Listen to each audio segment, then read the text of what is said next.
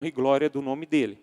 Então, gostaria de convidar vocês a abrir as suas Bíblias no Evangelho de Mateus, capítulo 6, versículo 19, e nós vamos ler até o versículo 34, que diz o seguinte: Não acumuleis para vós outros tesouros sobre a terra, onde a traça e a ferrugem corroem, e onde ladrões escavam e roubam. Mas ajuntai para vós outros tesouros no céu, onde traça nem ferrugem corrói, e onde ladrões não escavam, nem roubam. Porque onde está o teu tesouro, aí estará também o teu coração. Seus olhos são os olhos, a lâmpada do corpo. Se os teus olhos forem bons, todo o teu corpo será luminoso. Se, porém, os teus olhos forem maus, todo o teu corpo estará em trevas. Portanto, caso a luz que em ti há sejam trevas, que grandes trevas serão? Ninguém pode servir a dois senhores, porque ou há de aborrecer-se de um e amar ao outro, ou se devotará a um e desprezará ao outro. Não podeis servir a Deus e às riquezas. Por isso vos digo, não andeis ansiosos pela vossa vida, quanto ao que haveis de comer ou de beber, nem pelo vosso corpo, quanto ao que haveis de vestir.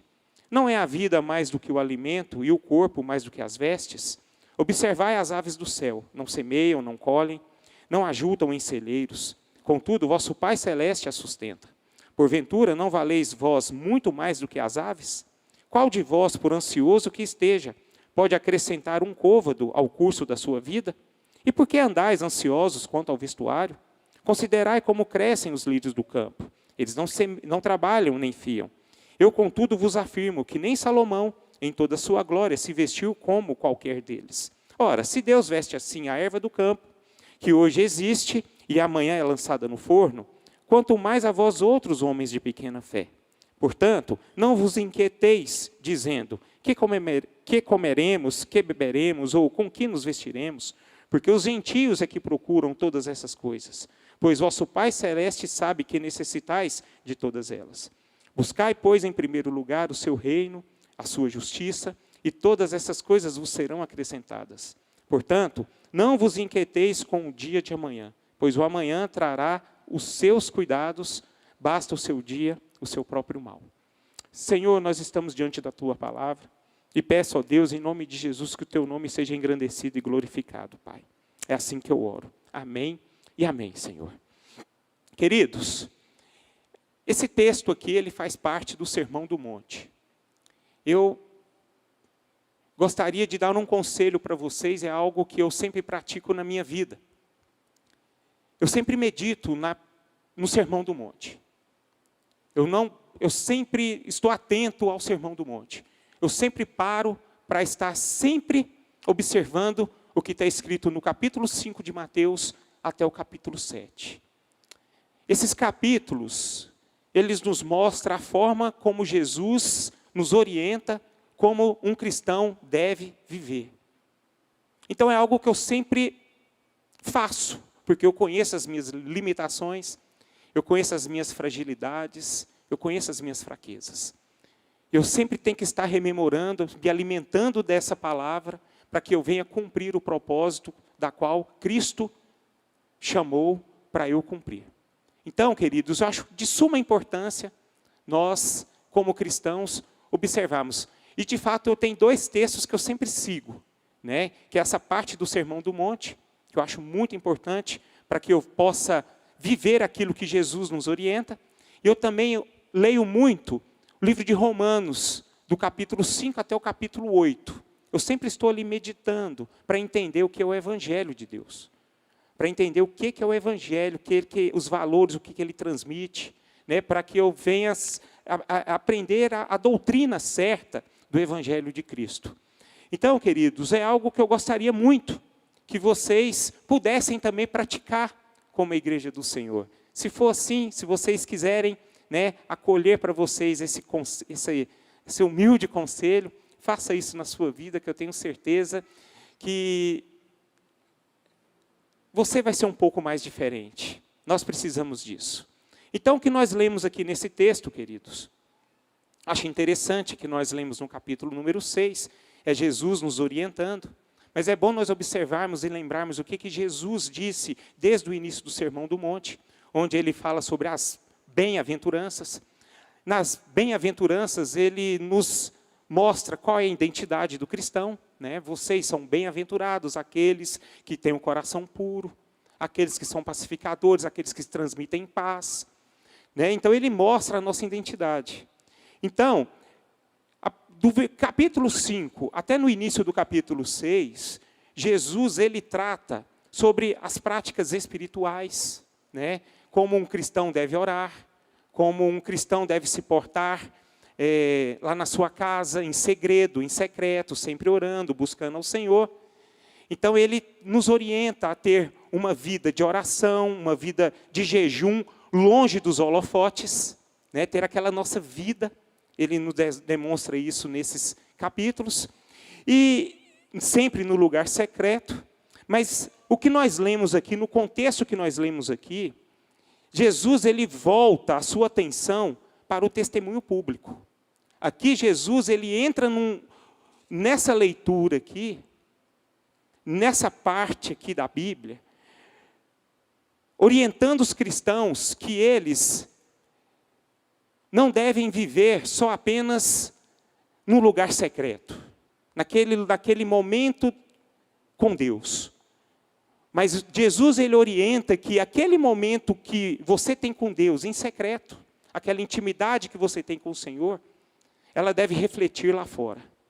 Jesus está querendo mostrar nesse texto que aquilo que nós somos, lá naquele lugar secreto, exatamente determina o que nós iremos fazer. Então Jesus estava orientando aos seus discípulos essas verdades.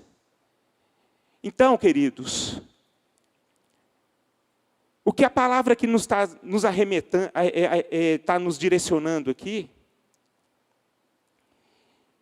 é que aquele que vive em secreto na presença de Deus, ele deve refletir seu testemunho de forma pública diante dos homens. E o que nós lemos aqui, nós podemos extrair aqui 4 perguntas diante desse texto, com o propósito de ajudar as nossas vidas e orientar as nossas vidas e colocarmos em práticas o que o texto está querendo dizer. Veja bem, eu acho esse texto aqui de Jesus orientando os seus discípulos, não é algo fácil de se ouvir, e também não é mais difícil ainda praticar. Mas creio eu que é a vontade de Deus para todos nós. Jesus Cristo, ele foi aquele homem que ele amou muito as pessoas. Mas ele tem uma forma de dar uma direção para os seus seguidores.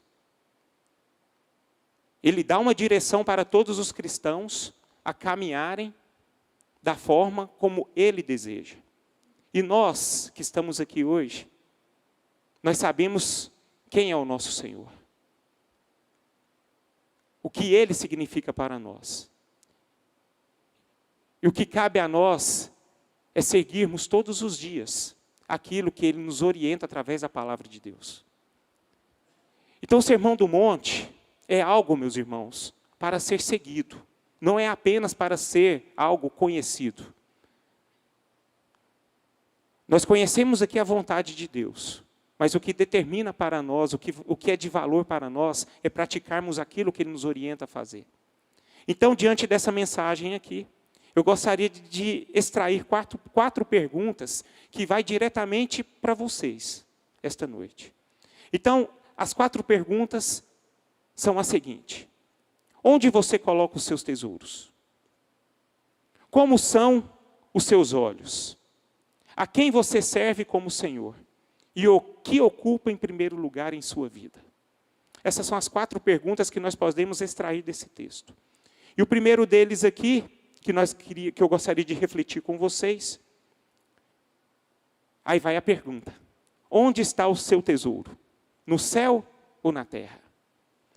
Vamos ler o versículo 19 a 21, novamente. Olha o que a palavra de Deus nos diz. Não acumuleis para vós outros tesouros sobre a terra, onde a traça e a ferrugem corrói, e onde ladrões escavam e roubam. Mas ajuntai para vós outros tesouros no céu, onde traça nem ferrugem corrói, e onde ladrões não escavam nem roubam. Porque onde está o teu tesouro, aí estará também o teu coração. Meus irmãos, diante desses versículos aqui, Jesus, ele está dando duas ordens. Uma ordem positiva e uma ordem negativa. E nós precisamos nos atentar. A ordem negativa aqui, meus irmãos, que eu acho que é uma coisa um pouco pesada para nós, mas é algo que nós devemos fazer, é o que ele diz aqui. Não acumuleis para vós outros tesouros sobre essa terra, onde a traça e a ferrugem corrói, e onde ladrões escavam e roubam. Então essa é a primeira ordem. Queridos, vocês sabem o que é ordem? Vocês sabem o que é ordem? Quando um filho desobedece a sua ordem, o que você faz? Você corrige. Quando um militar, eu gosto muito da figura do militar, porque a figura do militar, no meu ponto de vista, são as pessoas mais submissas que eu conheço. As pessoas que serviram o exército, os militares, toda a corporação que fazem parte da polícia, eles sempre foram muito disciplinados. E eles sabem exatamente o que é ordem. Ordem não é para ser discutida. Ordem, ela não é para ser duvidada. Ela não é para ser rejeitada. Ela é para ser cumprida. Então, a palavra ordem é essa. Você tem que fazer aquilo que o seu Senhor manda fazer. Então, é exatamente o que Jesus está dizendo aqui para nós. Então, no meio não tem meio termo aqui. Por isso que Sermão do Monte é algo muito difícil. E nós temos que estarmos com o coração quebrantados para ouvir e para praticar aquilo que o nosso Senhor nos manda. Então ele diz claramente, não acumuleis para vós outros tesouros sobre essa terra, onde a traça e a ferrugem corrói, e onde ladrões escavam e roubam. Meus irmãos, aqui, Jesus, quero deixar bem claro para vocês, ele não está condenando a riqueza, ele não está condenando que você pode usufruir dos benefícios das suas conquistas, né? Ele sabe que o fruto das suas conquistas, o fruto do seu trabalho, é uma bênção que ele nos dá. Ele não está condenando. Mas o que ele está condenando aqui sobre esse texto é aquelas pessoas que acumulam para si riquezas. Ou seja, uma ganância desmedida e uma avareza mesquinha. É exatamente o que Jesus está nos orientando. Porque os tesouros que nós ganhamos, que nós recebemos do Pai, nos são dadas para serem repartidas, e não para serem egoisticamente acumuladas. Vamos refletir sobre isso, queridos. Vou repetir aqui para que vocês possam me entender claramente, porque é um assunto muito sério. O que nós estamos falando aqui é para que nós venhamos colocar como prática nas nossas vidas. E o cristão verdadeiro, ele precisa colocar em prática o que o nosso Senhor Jesus nos orienta. E vamos refletir aqui, meus irmãos. O que aconteceu com aquela menina ontem? Anteontem, perdão, a cantora, Marília. Quando ela nasceu, há 26 anos atrás, ela nasceu possuindo o quê? Nada. E o que ela levou agora? Absolutamente nada. Nada. Olha o tanto que essas coisas são algo sério. Porque às vezes nós perdemos tanto tempo, gastamos tanto as nossas energias por estarmos enganados, por estarmos sendo direcionados de uma forma errada por conta do nosso coração, e nós perdemos o nosso foco. E Jesus aqui, queridos, está falando exatamente sobre dinheiro. É algo que a gente não prega aqui na nossa igreja, mas é necessário. Porque a gente orientar todos vocês. Porque o problema aqui, queridos, não é possuirmos o dinheiro, mas é o dinheiro nos possuir. Conquistar bens é muito bom, mas o problema é quando esses bens nos conquistam. Aí é onde sai, onde nos tira do propósito de Deus. O problema não é o dinheiro, mas é o amor que nós começamos a ter a Ele. O problema não é guardar o dinheiro no bolso, mas é entronizá-lo em nossos corações. Então nós precisamos ficar atentos em relação a essa ordem negativa de Jesus. Agora ele também nos dá uma ordem positiva. Olha o que ele fala no versículo 20. Mas ajuntai para vós outros tesouros no céu, onde traça nem ferrugem corrói, e onde ladrões não escavam nem roubam. Meus irmãos, quando nós usamos os nossos tesouros para promover a causa do Evangelho, nós estamos investindo na eternidade. Aí sim. O que Jesus está falando aqui? Que nós devemos repartir. Nós não podemos reter nada. Esse é o sentido do Evangelho. Quero que vocês saibam que essas não são minhas palavras, mas é o que a Bíblia está dizendo para nós. É a palavra de Deus. Jesus, ele dá uma explicação necessária no versículo 21, esclarecedora. Ele diz o seguinte: porque onde está o teu tesouro, aí estará também o seu coração. Meus irmãos, o nosso tesouro arrasta o nosso coração. Aí eu pergunto para vocês, onde está o teu tesouro? Essa é a grande pergunta. O nosso coração estará na terra ou no céu? Depende de onde nós colocamos esse tesouro. É bom nós refletirmos a respeito disso. Essa é a primeira pergunta. Vamos para a segunda pergunta que o texto nos mostra aqui. Como estão os seus olhos? Como estão os seus olhos nos dias de hoje?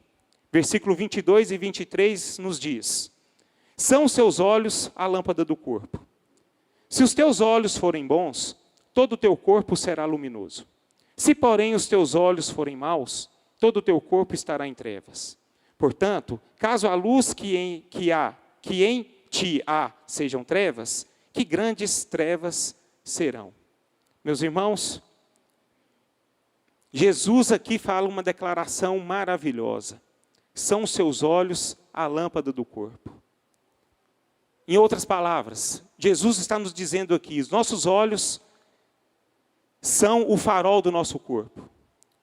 Nossos olhos, eles podem nos elevar e também podem nos derrubar. Os nossos olhos podem nos conduzir a praticar o bem e o mal. Podem nos levar para as veredas da justiça, ou também pode nos levar para o caminho da iniquidade. Olha, você vê o tanto que é importante os nossos olhos, aquilo que nós enxergamos. A forma como nós estamos vendo as coisas. Jesus, depois dessa declaração, ele traz duas advertências. Também uma positiva e uma negativa. Qual é a positiva? Se os teus olhos forem bons, todo o teu corpo será luminoso. Olha o tanto que é importante os nossos olhares. Meus irmãos, nós temos que guardar demais essas coisas. Vamos imaginar comigo. Tudo que eu vejo passa para a minha mente. E depois que passa para a minha mente, ela vai para o meu coração. Aí eu começo a praticar aquilo que os meus olhos estão enxergando. Olha o tanto que é sério e é complicado essa verdade. Então nós devemos guardar demais os nossos olhos. E os nossos olhos devem estar sempre conectados aos olhos de Deus, através do Espírito Santo. Vamos citar um exemplo aqui a respeito, porque um pouco antes Jesus disse que nós somos a luz do mundo e o sal da terra, correto? Que nós somos aqueles bem-aventurados. Vamos dar um exemplo aqui a respeito de pessoas que têm nos machucado nesses últimos tempos. Pessoas que querem nos prejudicar, pessoas que nos magoam. Vou pegar bem no calo hoje. As pessoas que querem o nosso mal. Se os nossos olhos forem maus, o que nós iremos, de que forma que nós vamos olhar para essas pessoas? Sempre desejando o mal. Sempre desejando aquilo que não é a vontade de Deus. Mas quando os nossos olhos forem bons, nós vamos olhar para essas pessoas que são más com misericórdia, com graça, com perdão, com amor. E é exatamente o que o Evangelho de Jesus está nos mostrando aqui. Portanto, nós devemos tomar muito cuidado com os nossos olhos. Se os nossos olhos forem maus, nós vamos estar olhando com os olhos de pecadores rendidos ao mundo. Mas quando nós estamos olhando de uma forma positiva, com os olhos bondosos, nós estaremos olhando sem malícia, com bondade, assim como Adão tinha antes do pecado. Os olhos de Adão antes da queda era um olhar de criança, um olhar sem malícia, um olhar de amor, um olhar de confiança em Deus. Então é exatamente que Jesus nos mostra da forma como nós devemos olhar. E os nossos olhos, quando eles se tornam maus, nós só começamos a enxergar coisas com ganância, com maldade, com impureza, com lascívia e cheios de cobiça. Isso não é bom para todos nós, meus irmãos. Jesus, ele traz uma conclusão solene em relação a essa passagem, onde ele diz, em entrelinhas, um cego tem olhos, mas não tem luz. Um cego, ele sempre anda em trevas, porque ele não sabe para onde vai nem para onde tropeça. Tudo para ele está cercado em densa escuridão. Você sabe por que Jesus está falando isso? Porque Jesus, ele se deparava muito com os fariseus. Quem eram os fariseus naquele tempo? Eram os religiosos, que se diziam os conhecedores da palavra de Deus. Aqueles que tinham acesso ao Antigo Testamento. Quero que vocês saibam e reflitam comigo. Jesus, ele nunca pegou pesado com o pecador. Nunca. Nunca. Jesus, ele sempre olhou para o pecador com misericórdia. Mas para o hipócrita, ele já foi diferente. Com os fariseus ele foi diferente, ele foi pesado. Aquelas pessoas que faziam de entendidos, faziam de conhecedores, e não viviam aquilo que eles conheciam. Então Jesus, ele, nesse momento aqui, ele impacta todas aquelas pessoas que estavam em volta dele. E ele fala diretamente para essas pessoas. Como estão os seus olhos? Aí nós podemos partir aqui para uma terceira pergunta. Está lá no versículo 24. Vamos ler, por favor. Ninguém pode servir a dois senhores, porque ou há de aborrecer-se de um e amar ao outro, ou se devotará a um e desprezará ao outro. Não podeis servir a Deus e as riquezas. Olha o que Jesus está falando aqui. Jesus está querendo dizer bem claro aqui, queridos, que o dinheiro, ele não é neutro. Jesus, ele está falando aqui que dinheiro, meus irmãos, é uma entidade. Tá? Vamos tomar muito cuidado com isso. Jesus, ele chama as riquezas de mamon, e não de moedas. Jesus diz que o dinheiro, ele é um senhor. Ele é um senhor. E o dinheiro, ele exige claramente uma dedicação exclusiva. Vamos refletir aqui comigo um pouco. Jesus não chamou o diabo de Senhor. Jesus não chamou César de Senhor. Mas ele chamou as riquezas de Senhor. Então ele fala aqui no versículo 24. Ninguém pode servir a dois senhores. Ele está falando de Deus e do dinheiro. Ou você serve um, ou você serve outro. E aquele que serve Mamon como seu senhor, que é o dinheiro, ele se torna uma pessoa carrasca. E é muito triste isso, meus irmãos. Por amor ao dinheiro, as pessoas matam. As pessoas morrem. As pessoas se corrompem. E elas são corrompidas também. Por amor ao dinheiro, casamentos se acabam. Por amor ao dinheiro, as amizades se acabam.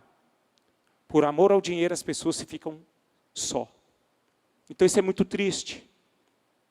E Jesus, através dessa mensagem, ele diz que nem Deus e nem as riquezas aceitam devoção parcial. Não tem como os dois andarem de mãos dadas. Agora, nós como cristãos, nós devemos estar muito atentos. O nosso Deus a quem nós servimos, e nós queremos servir com integridade, com sabedoria e com singeleza de coração, ele não aceita dividir a sua glória com ninguém. Amém? Ele não pode, ele não aceita. É possível uma pessoa ser empregada de dois patrões. É muito possível. Mas não é possível um servo servir a dois senhores. Amém? Vocês estão junto comigo? Vocês estão me entendendo? Louvado seja o nome do Senhor. Então, queridos, vamos refletir sobre essas perguntas que o texto nos está direcionando a perguntar para nós mesmos esta manhã. Quem é escravo de Mamon não pode ser escravo de Deus. Não podem servir. As pessoas não podem servir a dois senhores. E uma quarta pergunta, é aonde eu gostaria de aprofundar um pouco mais. Nós podemos fazer essa última pergunta. O que ocupa em primeiro lugar em sua vida? O reino dos céus ou as coisas materiais? Vamos ler o versículo 25 até o versículo 34, que diz o seguinte: Por isso vos digo, não andeis ansiosos pela vossa vida, quanto ao que haveis de comer ou de beber, nem pelo vosso corpo, quanto ao que haveis de vestir. Não é a vida mais do que o alimento e o corpo mais do que as vestes? Observai as aves do céu, não semeiam, não colhem, nem ajuntam em celeiros, contudo o vosso Pai Celeste as sustenta. Porventura não valeis vós muito mais do que as aves? Qual de vós, por ansioso que esteja, pode acrescentar um côvado ao curso da sua vida? E por que andais ansiosos quanto ao vestuário? Considerai como crescem os lírios do campo. Eles não trabalham nem fiam. Eu, contudo, vos afirmo que nem Salomão, em toda a sua glória, se vestiu como qualquer deles. Ora, se Deus veste assim a erva do campo, que hoje existe e amanhã é lançada no forno, quanto mais a vós outros, homens de pequena fé. Portanto, não vos inquieteis dizendo, que comeremos, que beberemos, ou com que nos vestiremos, porque os gentios é que procuram todas essas coisas, pois vosso Pai Celeste sabe que necessitais de todas elas. Buscai, pois, em primeiro lugar o seu reino e a sua justiça, e todas essas coisas vos serão acrescentadas. Portanto, não vos inquieteis com o dia de amanhã, pois o amanhã trará os seus cuidados, basta o dia o seu próprio mal. Meus irmãos, vou fazer uma pergunta aí para vocês. Você é uma pessoa ansiosa? Você é daquele tipo de gente que antecipa os seus problemas? Os problemas estão longe e você pensa que eles estão batendo na sua porta? Essas são as perguntas que eu ofereço para vocês essa noite. A ansiedade, queridos, é algo terrível. Ela é o mal desse século. Ela atinge todo mundo. O fato é que hoje as pessoas estão com o nervo à flor da pele. Há ansiedade, ela tem não só apenas ocupado o coração das pessoas que fazem parte do mundo, mas ela também tem ocupado o coração de pessoas que fazem parte do reino de Deus. Infelizmente, isso é uma verdade. E isso não é bom. Por que que não é bom? Porque a ansiedade, ela é destrutiva. Ela estrangula a pessoa. Ela puxa a pessoa para uma direção oposta. Ela não esvazia você. Ela sempre mantém você cheio, pesado. Ela não esvazia o amanhã do seu sofrimento, mas ela esvazia o hoje do seu poder. A ansiedade, meus irmãos, é ser crucificado entre dois ladrões. O ladrão do remorso em relação ao passado e o ladrão da preocupação em relação ao futuro. Ela destrói qualquer um. A ansiedade, ela é enganadora. Ela tem poder de criar problema onde não existe. Muitas vezes sofremos por problemas fictícios, gerado pela nossa própria mente que está perturbada e que nem vai acontecer. Então ela engana. E estatisticamente falando, 70% dos problemas que nos deixam ansiosos nunca vão acontecer. Olha o tanto que ela tem o poder para nos enganar. 70% dos problemas que nos deixam ansiosos nunca vão acontecer. Ou seja, muitas vezes nós sofremos desnecessariamente. A ansiedade, ela tem poder de aumentar os problemas e diminuir a capacidade de resolvê-los. Olha o que essa ansiedade traz para todos nós. Quando nós estamos ansiosos, nós olhamos para uma casa de cupim, pensamos que é um monte que nós devemos derrubar ou escalar. Olha o que a ansiedade traz para nós. E nós podemos ver na Bíblia algumas pessoas que andaram ansiosos. Nós podemos ver que essas pessoas estavam ansiosas. E elas acabaram se enganando. Nós podemos tirar como exemplo aqui os 10 espias, onde Moisés mandou essas pessoas espiarem lá a terra de Canaã. O que esses 10 espias viram ali? Só gigantes e problemas. Eles só viram problemas por conta de um coração ansioso, atribulado. O coração deles não estava bem. Eles estavam muito ansiosos. Da mesma forma, nós podemos lembrar de Geazi. Geazi foi um seguidor, um servo de Eliseu. Eliseu era um homem de Deus, um coração voltado sempre para o Deus, guiado pelo Espírito Santo, pelo poder de Deus. Um certo momento, a terra de Israel ia ser atacada pelos inimigos. Quando Geazi ficou sabendo da multidão, Geazi se desesperou. Ele ficou abalado, atribulado, por conta de um coração ansioso. Mas só que Eliseu estava diferente. Os olhos de Eliseu estavam vendo os anjos de Deus sobre os céus, sabendo que Deus estaria cuidando dessas coisas. E ele orou a Deus para que Geazi pudesse olhar da forma como Eliseu estava vendo. Geazi naquele momento estava muito ansioso. E ele ficou muito atribulado. E o que eu acho interessante nessa história? Geazi, ele tentou, por conta do seu coração abalado, contaminar Eliseu. Olha o quanto a ansiedade, quando ele está ocupado em nossos corações, pode fazer. Além de fazer mal para nós, faz mal para os outros também.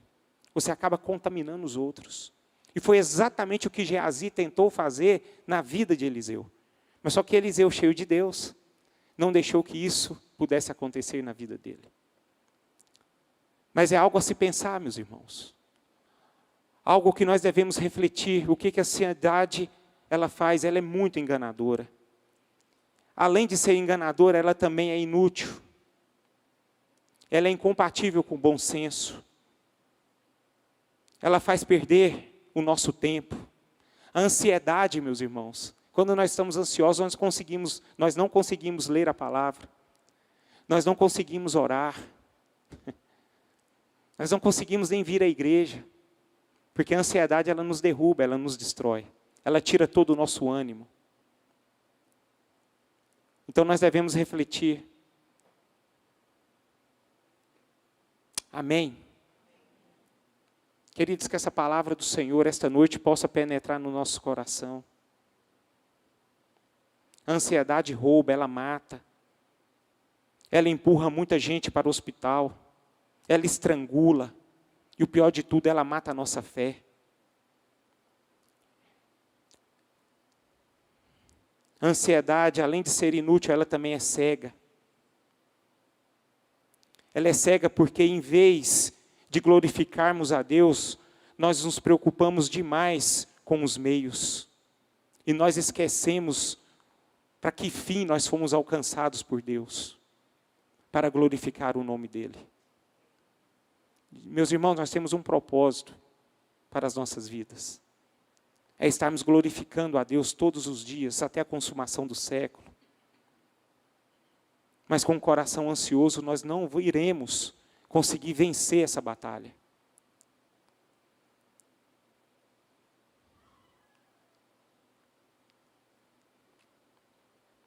Eu estou falando sobre ansiedade. E eu quero dizer para vocês aqui que a ansiedade por si só, ela bate na nossa porta. Quantas e quantas vezes eu me apego na ansiedade, estando ansioso. Mas é onde eu chego na palavra de Deus. E a palavra de Deus, ela me conforta e por si só, ela me confronta. E ela me faz essa grande pergunta.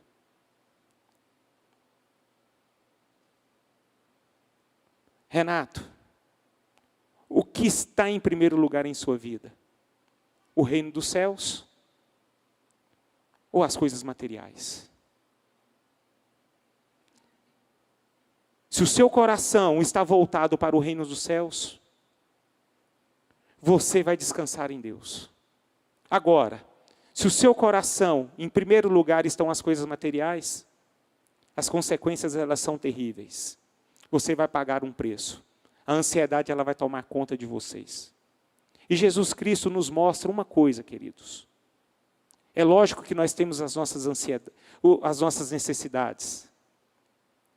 Mas quem toma conta de todas as nossas necessidades é quem? É Deus. O que cabe a nós, queridos, é cumprir essa ordem de Jesus. Buscai, pois, em primeiro lugar, o reino dos céus. O reino dos céus. Deixa esse versículo aí projetado aí para mim, por favor. Buscai, pois, em primeiro lugar o seu reino e a sua justiça. Deixa aí projetado até o final dessa palavra. É o que nós devemos fazer para as nossas vidas, meus irmãos. A única forma de vencermos a ansiedade é quando nós entendemos que o nosso Senhor, Ele de fato, Ele conhece as nossas necessidades. E se nós sabemos que de fato Ele conhece as nossas necessidades, automaticamente nós vamos colocar o reino de Deus, as coisas do reino de Deus em primeiro lugar em nossas vidas. Ou seja, nós vencemos a ansiedade quando confiamos em Deus. A fé, queridos, é o remédio da ansiedade. Não existe outro remédio. E nós somos orientados por Jesus a caminharmos dessa forma. Nós só iremos vencer a ansiedade quando sabermos que, ao cuidarmos das coisas de Deus, Ele sempre vai cuidar das nossas necessidades. Aqui nós temos essa outra ordem. A ordem, meus irmãos, para nós como cristãos, é buscar o governo de Deus, a justiça de Deus, a vontade de Deus e o reinado de Deus em nossos corações em primeiro lugar. Deus, e não nós, deve ocupar o topo da nossa agenda. Portanto, nós somos desafiados aqui esta noite, queridos, para a honra e glória do nosso Senhor. Somos desafiados a buscar o governo de Deus e o domínio de Cristo em todas as áreas das nossas vidas. Hoje eu estou pregando aqui com muita alegria. Com muita alegria. Por quê? Porque a igreja hoje está um pouco mais cheia. É assim que nós devemos viver, queridos. Vocês, papais, fizeram um investimento muito certo na vida dos seus filhos. É investir o reino de Deus em primeiro lugar na vida dos seus filhos. E os sonhos dos seus filhos, os projetos dos seus filhos, Deus vai estar encaminhando no tempo certo. Agora, não invertem as coisas. Por favor, em nome de Jesus, não invertem as coisas. Plantem no coração dos seus filhos os valores do reino de Deus. E assim também para a sua vida.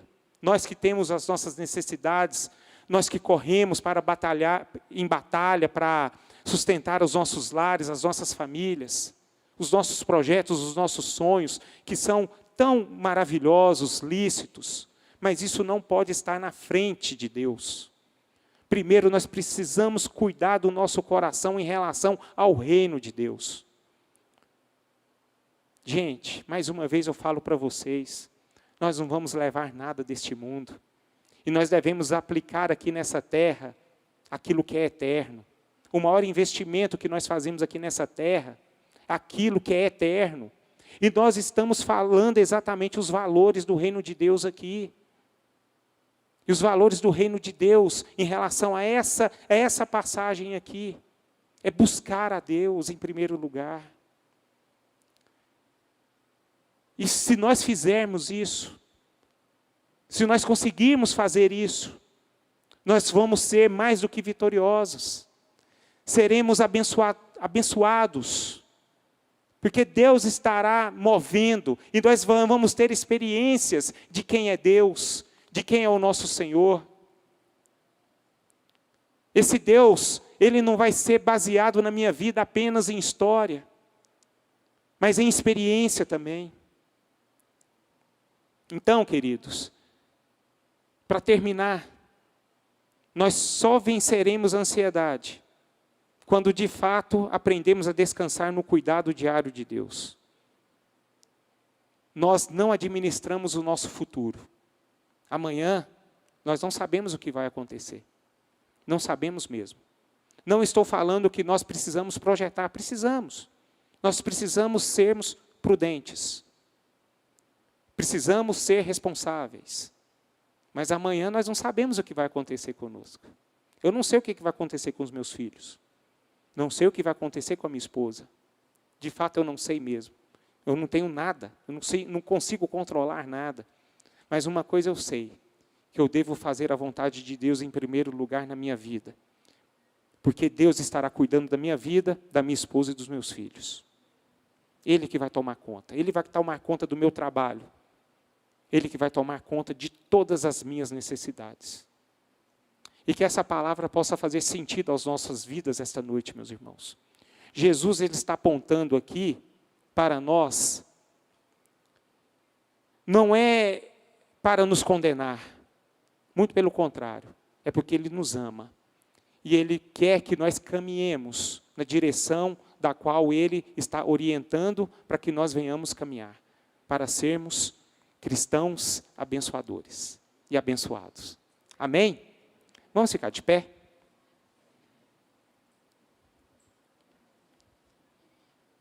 Antes de participarmos da ceia do Senhor, eu queria que vocês colocassem as suas vidas diante de Deus. Eu queria que vocês, mais uma vez, como nós sempre falamos aqui, fizesse uma análise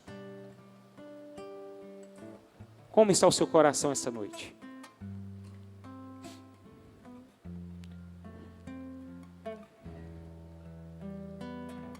Deus tem o melhor para nós, meus irmãos. Tem o melhor para a minha vida e o melhor para a sua vida. Agora, para alcançarmos este melhor, nós precisamos fazer uma análise e tomar uma decisão. De que forma nós queremos viver? Feche seus olhos e ore ao Senhor. Ore ao Senhor.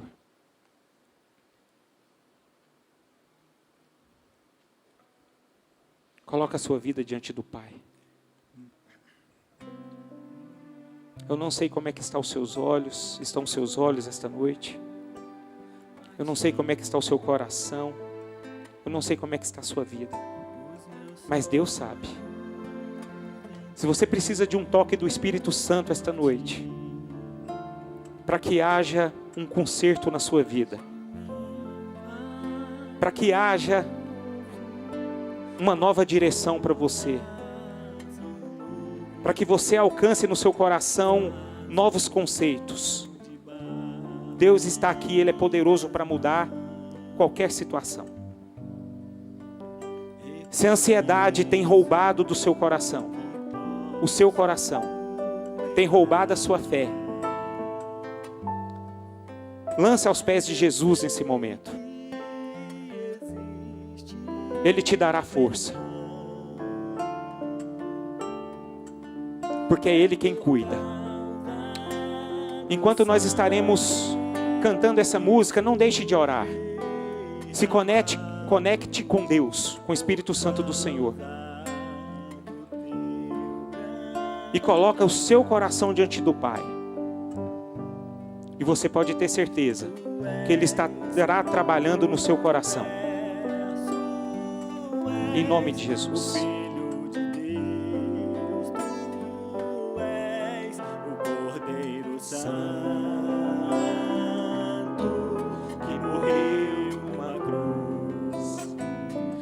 Sangue é precioso, venceste a morte, que estás assentado